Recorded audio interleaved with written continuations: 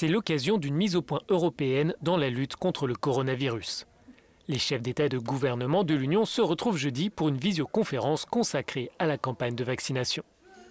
La Commission européenne appelle les États membres à vacciner d'ici l'été 70% de la population adulte. Euronews a interrogé le ministre maltais de la Santé sur ces questions.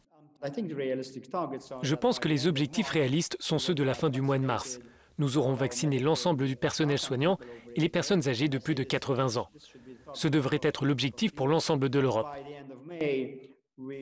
D'ici la fin mai, nous devrions avoir vacciné tout le monde âgé de plus de 70 ans et les personnes qui souffrent de maladies chroniques, donc toutes les personnes vulnérables de nos sociétés.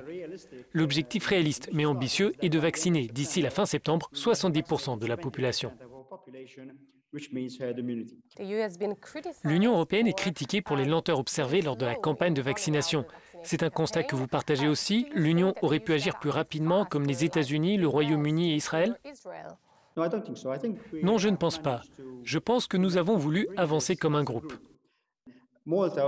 Malte est un petit pays qui pousse depuis 7 ans à faire des achats groupés comme un bloc. Il y a plusieurs avantages. Le premier avantage, bien sûr, est que lorsque l'on négocie ensemble avec l'industrie pharmaceutique, nous avons un pouvoir de négociation plus important que si nous menions des négociations séparées ou pour chaque État membre. De plus, il y a la transparence sur les prix. En achetant ensemble, nous pouvons maintenir des prix bas.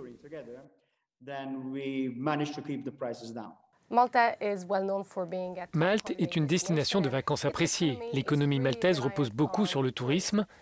Faut-il un certificat de vaccination pour relancer l'industrie touristique et pour faciliter les voyages internationaux? C'est juste un autre outil qui permettrait au pays de s'ouvrir un peu plus. Il y a déjà les citoyens qui vivent dans des zones vertes où les déplacements ne sont pas limités.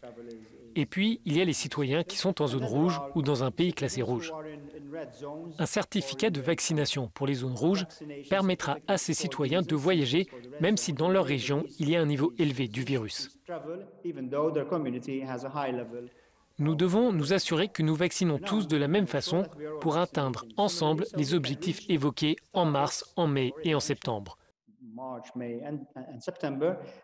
Cela nous permettra d'ouvrir nos économies en tant que bloc et cela permettra une reprise plus rapide du tourisme et du commerce.